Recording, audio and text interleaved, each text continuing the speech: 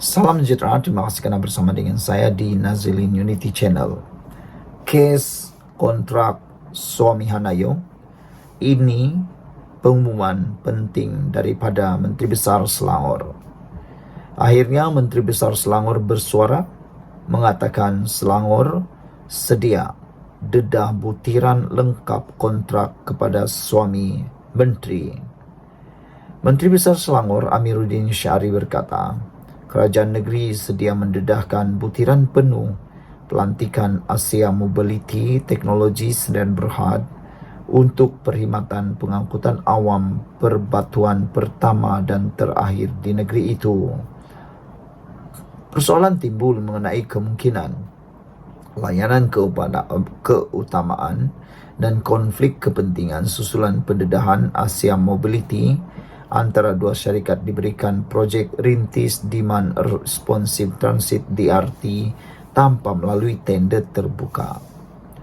Ketua Pegawai Eksekutif Syarikat itu M. Ramachandran berkahwin dengan Menteri Belia dan Sukan Hanayo. Semalam, pusat memerangi rasuah dan kronisme SIFO menggesa Kerajaan Selangor mendedahkan butiran lengkap pelantikan Asia Mobility dan Amiruddin hari ini bersetuju dengan gesaan itu.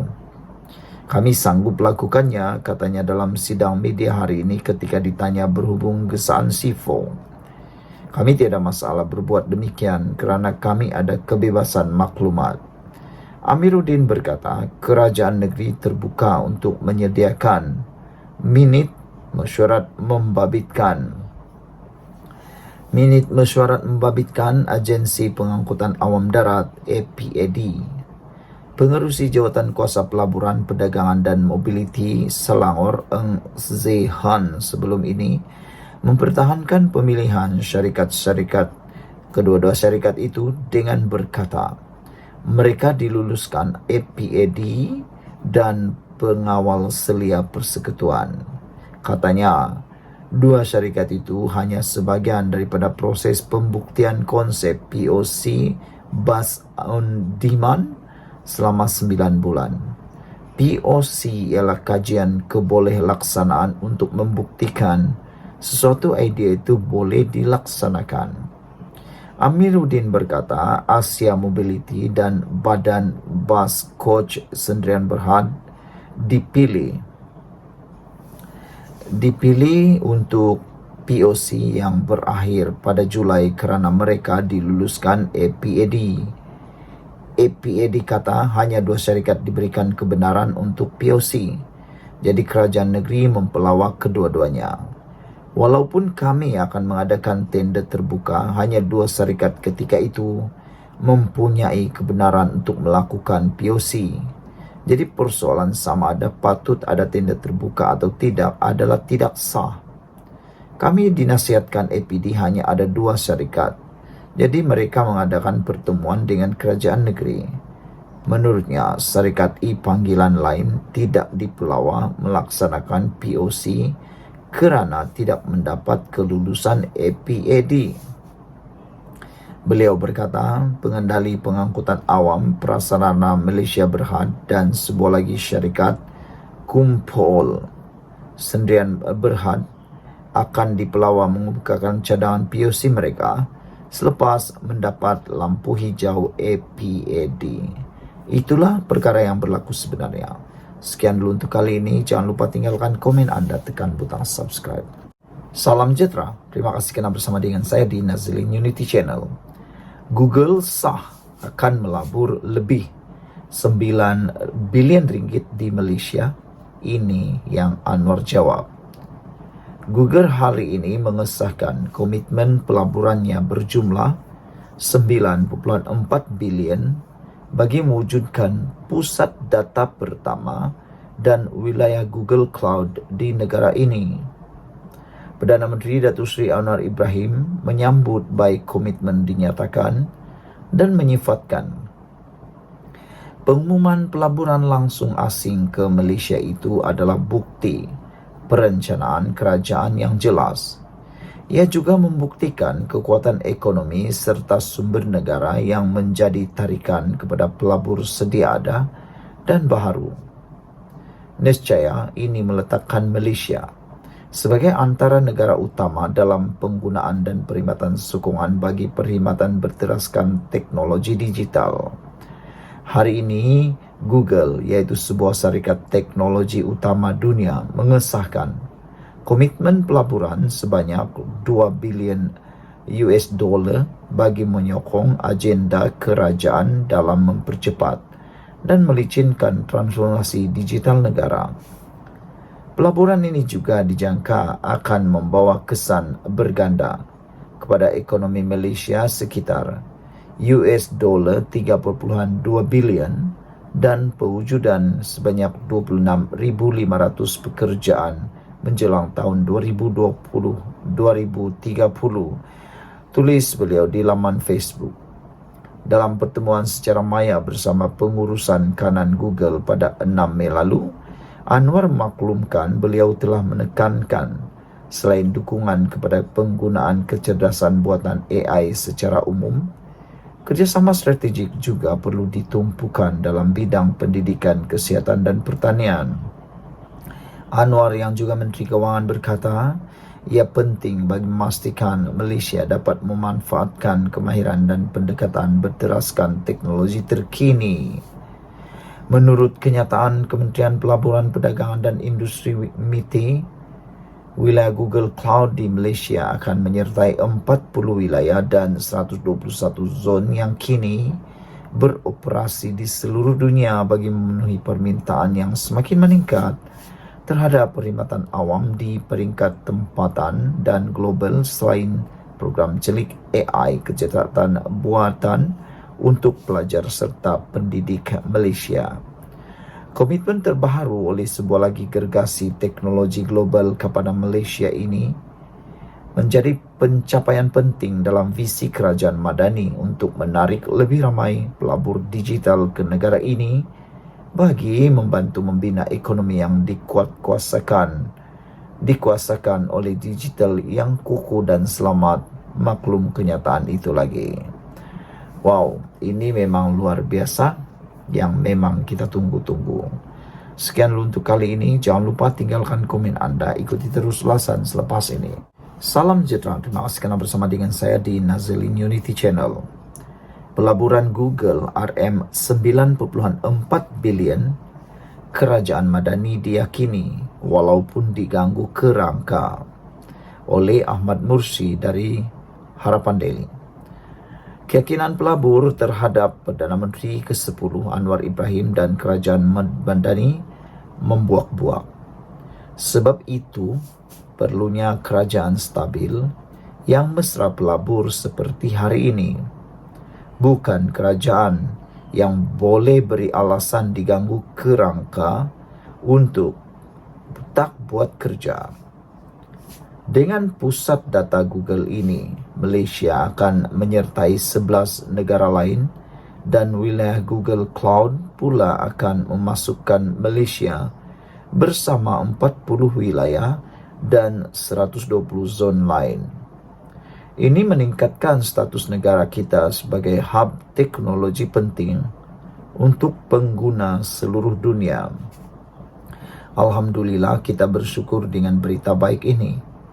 Selepas sebelum ini dianggap kuasa besar semikonduktor di Asia Tenggara dengan pelaburan mencura-cura masuk. Paling penting untuk rakyat, sebanyak 26,500 peluang kerja merentasi pelbagai sektor termasuk penjagaan kesihatan, pendidikan dan kewangan dengan jumlah impak ekonomi berjumlah RM15.04 bilion. Kerjasama dengan institusi pendidikan tempatan pula akan meningkatkan kemahiran digital dan teknikal anak-anak kita. Berita ini tentulah akan turut menarik minat syarikat teknologi global yang lain untuk melabur. Ini mempercepatkan transformasi digital dalam kehidupan seharian rakyat serta pelbagai industri dengan kemudahan cloud serta kecerdasan buatan atau AI. Malaysia kini jadi negara pengguna e-wallet tertinggi di dunia dengan 63% rakyat menggunakannya. Ingat dulu, Walaun mengejek e-wallet RM30 Kerajaan PH. Lain kali fikirlah lebih panjang. Inisiatif itu untuk menyediakan rakyat Malaysia beradaptasi dengan teknologi digital. Apabila Perdana Menteri ke-10 bersama MITI terbang ke luar negara, baik dialog, berforum, berceramah, pembangkang kata itu membasir duit negara. Walhal itu semua bertujuan menarik pelabur dan mendengar apa keperluan mereka. Tahun 2023 kita menerima pelaburan terbesar dalam sejarah. Kepercayaan pelabur melonjak drastik selepas Perdana Menteri ke-10 dilantik dan kerajaan perpaduan ditubuhkan. Semoga momentum ini akan terus dapat dikekalkan. Kesan perancangan ekonomi madani mungkin tidak segera terlihat, tetapi akan disedari rakyat kelak. InsyaAllah, yang penting terus bergerak walaupun diganggu kerengga dalam kalangan walaun, pembangkang dan Khawarij. Sudahlah, pendapatan tidak menentu. Saudara-saudara sekalian, jangan lupa tinggalkan komen Anda, sila tekan butang subscribe. Ini adalah pencapaian hebat daripada kerajaan pimpinan Anwar Ibrahim. Walaupun diganggu kerangga, pelaburan Google RM9.4 bilion kerajaan madani diyakini. Sekian dulu untuk kali ini, kita jumpa lagi. Salam sejahtera. Isu berkait dengan pengawal kerabat yang memukul orang OKU, serang OKU. Ini kata Hassan Abdul Karim, salah seorang pengamal undang-undang dan ahli parlimen daripada PKR. Beliau kata tiada istilah kes selesai. Ahli Parlimen Pasir Gudang Hassan Abdul Karim menegaskan, dari segi undang-undang jenayah tidak ada istilah kes telah selesai, walaupun ia dinyatakan begitu oleh pihak pengadu. Menurutnya, apabila sesuatu laporan polis dibuat, maka dokumen itu dipanggil First Information Report atau ringkasnya FIR. Menjelaskan proses selepas sesuatu laporan polis dibuat, Hassan berkata, jika kes tersebut merupakan serangan fizikal ke atas diri seseorang dan menjadi kesalahan jenayah di bawah kanun keseksaan, menjadi tugas pihak berkuasa memanggil penyerang itu untuk disiasat. Pihak polis juga perlu menghantar mangsa ke hospital kerajaan yang berdekatan untuk memeriksa kecederaan yang dialami mangsa. Pihak polis perlu membuka kertas siasatan dan mengambil keterangan si penyerang di bawah Seksyen 112 Kanun Acara Jenayah KAJ. Jika siasatan terpaksa memakan masa melebihi 24 jam, maka si penyerang perlu ditahan di bawah Seksyen 117 Kanun Acara Jenayah KAJ dengan membawa dia ke mahkamah atau ke balai polis untuk mendapatkan perintah tahanan reman daripada Magistrate, katanya dalam kenyataan hari ini. Walaupun tidak memetik sebarang nama atau menyentuh kes secara khusus, Hassan dipercayai kes seorang pemandu e-hailing yang juga orang kurang upaya OKU mendakwa dipukul pengawal peribadi seorang kerabat diraja di sebuah hotel di Kuala Lumpur semalam. Terdahulu, Ketua Polis Kuala Lumpur Rusdi Muhammad Isa memaklumkan lelaki terbabit membuat laporan polis kedua untuk menyatakan niatnya tidak mahu memanjangkan kes berkenaan. Rusdi berkata lelaki berusia 46 tahun itu memfailkan laporan baru itu pada 9.59 malam tadi. Hassan berkata, walaupun ada laporan polis susulan dibuat, sesuatu kes tidak boleh dianggap selesai dengan begitu saja. Yang penting jelas ahli parlimen yang memiliki latar belakang undang-undang itu, laporan polis yang pertama yaitu FIR. Kes selesai membawa makna dari segi kesalahan TOT. yaitu apabila mangsa tidak berniat untuk mengambil tindakan sivil bagi kesalahan yang merupakan serangan ke atas diri yang dipanggil assault and battery. Tetapi bagi kesalahan jenayah, itu adalah dalam bidang kuasa polis.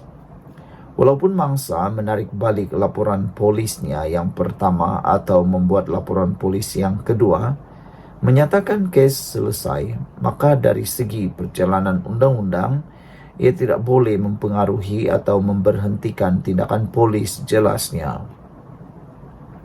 Tambahan yang melibatkan isu kedaulatan undang-undang di Malaysia. Tegasnya lagi, mengikut perkara 8 Perlembagaan Persekutuan, semua orang adalah sama di mata undang-undang. Tidak kira yang menyerang itu orang atasan atau pegawai peribadi atau orang atasan hatta bertugas sebagai pegawai atau pengawal peribadi kaum kerabat diraja, hatta bertugas dengan raja atau sultan memerintah negeri atau yang di Pertuan Agong sekalipun, maka kesalahan jenayah terhadap rakyat biasa, lebih-lebih golongan OKU, tidak boleh dipandang ringan. Mengikut perkara 5 Perlembagaan Persekutuan, setiap warga negara termasuk golongan OKU dijamin kebebasan dirinya. Katanya lagi, dipetik daripada mykmu.net dari Malaysia Kini, serang OKU tiada istilah kes selesai, kata Hassan Abdul Karim. Sekian untuk kali ini, jangan lupa tinggalkan komen anda, sila tekan butang subscribe, kita jumpa lagi, bye-bye. Salam sejahtera, terima kasih karena bersama dengan saya di Nazilin Unity Channel. Baru-baru ini kita digemparkan dengan satu kes yang mana seorang pengawal peribadi kerabat diraja didakwa telah memukul OKU. Namun demikian, OKU tersebut telah pun membuat laporan polis kedua untuk menyelesaikan kes tersebut. Namun demikian, hari ini daripada mykmu.net menyatakan polis perlu terus siasatan dakwaan pengiring kerabat pukul OKU, kata LFL. Siapa LFL? Lawyer for Liberty menggesa polis untuk meneruskan siasatan kes pemandu e-hailing orang kurang upaya yang didakwa dipukul pengawal peribadi seorang kerabat diraja. Kerajaan perlu memastikan tiada campur tangan dalam siasatan, kata mereka. Kewibawaan undang-undang kita dan penguatkuasaannya dalam pertaruhan dan sebarang langkah yang salah akan membawa kepada kehilangan kepercayaan sepenuhnya terhadap pengendalian keadilan di negara kita, kata pengarah LFL Zaid Malik dalam kenyataan hari ini. Senada dengan ahli Parlimen PKR Hassan Karim, Zaid juga menegaskan tiada istilah penyelesaian antara pihak yang didakwa sebagai pelaku dan mangsa dalam kes jenayah. Dia berkata, apabila laporan dibuat, polis bertanggung jawab untuk menyiasatnya. Seksyen 3 dalam kurungan 3 Akta Polis 1967 mempertanggungjawabkan polis untuk mengekalkan keamanan dan keselamatan negara, mencegah dan mengesan jenayah, serta menangkap dan mendakwa pesalah, katanya lagi. Justru Zaid berkata, tugas menyiasat tidak boleh diabaikan hanya kerana laporan polis dibuat untuk menyelesaikan atau menarik balik laporan asal terhadap dakwaan jenayah yang dilakukan. Dia berkata, jika itu dibolehkan, kalangan yang berkuasa boleh memaksa agar sebarang laporan yang dibuat ke atas mereka untuk ditarik balik. Ia akan membawa kepada keruntuhan sistem keadilan jenayah kita, menjadikan undang-undang jenayah hanyalah sandiwara, katanya lagi. Semalam, pengarah Jabatan Siasatan Jenayah JSJ Bukit Aman Muhammad Suhaili Muhammad Zain berkata, seorang individu membuat laporan berkenaan perkara itu pada Selasa lalu dan kes disiasat mengikut Seksyen 323 Kanun Keseksaan. Seksyen itu berkenaan kesalahan mencederakan secara sengaja dan membawa hukuman penjara tidak lebih setahun, denda tidak lebih RM2.000 atau kedua-duanya sekali. Namun, Ketua Polis Kuala Lumpur Rusdi Muhammad Isa dalam kenyataan kemudian memaklumkan individu tersebut membuat satu lagi laporan pada malam hari yang sama yang menyatakan dia tidak mahu memanjangkan kes berkenaan. Pengadu telah membuat laporan polis kedua, menyatakan telah menyelesaikan perkara yang berlaku secara baik serta tidak mahu memanjangkan kes, katanya lagi. Hari ini, LFL menyatakan polis perlu terus siasat dakwaan pengiring kerabat diraja pukul OKU. Sekian untuk kali ini. Jangan lupa tinggalkan komen Anda. Sila tekan butang subscribe dan kita jumpa lagi. Salam sejahtera. Terima kasih karena bersama dengan saya di Nazlin Unity Channel. Bekas CEO M-Bank cuba sembunyi salah laku berkait dengan 1MDB. Itu penjelasan dan pendedahan Zeti, bekas Gubernur Bank Negara Malaysia. Zeti memberitahu mahkamah bahawa M-Bank tidak melakukan usaha yang wajar berhubung urus niaga 1MDB. Bekas Ketua Pegawai Eksekutif M-Bank Ashok Ramamurthy cuba menyembunyikan salah laku ketika menerajui bank itu, menurut bekas Gubernur Bank Negara Malaysia BNM Zeti Akhtar Aziz. Zeti yang merupakan saksi ke-46 pendakwaan pada perbicaraan 1MDB Najib Razak ditanya mengenai percanggahan antara kenyataannya dengan kenyataan Ashok mengenai pertemuan mereka untuk membincangkan pembukaan akaun M-Bank Najib. Ashok sebelum ini berkata beliau menghantar beberapa surat kepada Zeti untuk memaklumkannya mengenai dana yang masuk ke akaun Najib yang didakwa dari Arab Saudi. Bagaimanapun, ketika pemeriksaan semula oleh Timbalan Pendakwa Raya Ahmad Akram Garib hari ini, Zeti menafikan menerima maklumat itu. Ashok mahu menutup kesalahannya ketika menjadi CEO. Katanya ketika diperiksa semula oleh Akram lapor The Star. Zeti berkata, M-Bank tidak melakukan usaha wajar berhubung pelbagai transaksi melibatkan 1MDB serta transaksi palsu melibatkan Goodstar Ltd, syarikat milik ahli perniagaan dalam buruan Low Tech Joe atau Jolo. Zeti menegaskan ketika Ashok menjadi CEO, M-Bank dikenakan kompaun terbesar dalam sejarah perbankan Malaysia, iaitu denda sebanyak RM53.7 juta pada tahun 2015.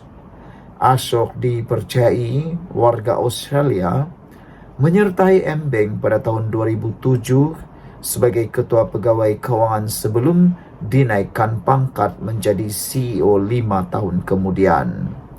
Pada Januari 2015, beliau meletak jawatan sebagai pengarah urusan kumpulan bank itu.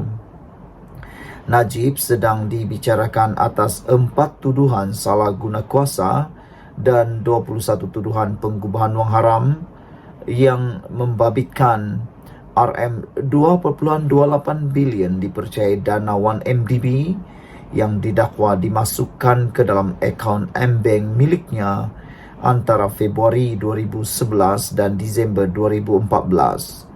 Selepas 235 hari membentangkan kes dan memanggil 50 saksi, pihak pendakwaan hari ini menutup kesnya dalam perbicaraan Najib. Saudara-saudara sekalian, dengan pendedahan yang mengejutkan daripada Zeti ini, kita semua memang tak sangka bekas CEO M-Bank didakwa cuba sembunyi salah laku, kata Zeti. Selain daripada itu, Zeti juga telah pun menafikan tentang menerima maklumat atau dokumen yang telah dinyatakan oleh Ashok. Asok sebelum ini mendakwa beliau telah menghantar beberapa surat kepada Zeti untuk memaklumkan mengenai dana yang masuk ke akaun Najib yang didakwa dari Arab Saudi. Bagaimanapun, ketika pemeriksaan semula oleh pendakwa raya, Zeti menafikan maklumat itu dan menyatakan Asok mahu menutup kesalahannya ketika menjadi CEO. Sekian dulu untuk kali ini. Jangan lupa tinggalkan komen anda, tekan butang subscribe. Kita jumpa lagi. Bye-bye. Salam sejahtera. Terima kasih karena bersama dengan saya di Nazilin Unity Channel. Pendedahan di mahkamah kali ini benar-benar mengejutkan anda, saya, dan perlu anda share kepada semua orang. Saksi di mahkamah hari ini menyatakan pelaburan 1MDB tidak bawa untung. Jadi, kalau tidak bawa untung, buat apa ada 1MDB? Itu persoalan besar. Saudara-saudara sekalian, pegawai penyiasat SPRM, Suruhanjaya Pencegahan Rasuah Malaysia, memberitahu Mahkamah Tinggi di sini hari ini bahawa pelaburan yang dibuat oleh Syarikat Pelaburan Strategik Negara, iaitu 1MDB, tidak membawa sebarang keuntungan. Sebelum kita teruskan ulasan kali ini, jangan lupa anda tinggalkan komen anda untuk isu kali ini. Kalau tak bawa keuntungan, buat apalah ada 1MDB kan? Saudara-saudara sekalian, pernyataan itu atau kenyataan itu dinyatakan penguasa kanan SPRM Nuraida Arifin, 37 tahun, ketika menyangkal cadangan Peguam Bela Wan Azwan Aiman Wan Fakarudin bahawa pelaburan 1MDB mendapat untung melalui pelaburan yang dibuatnya. Wan Azwan memberikan contoh antaranya pelaburan syarikat itu di dalam sektor tenaga melalui pengambil alihan jana kuasa yang membawa keuntungan. Peguam Bela itu turut mencadangkan bahawa pelaburan hartanah yang dibuat oleh 1MDB turut menjana keuntungan melalui pembinaan Menara Tun Razak Exchange TRX.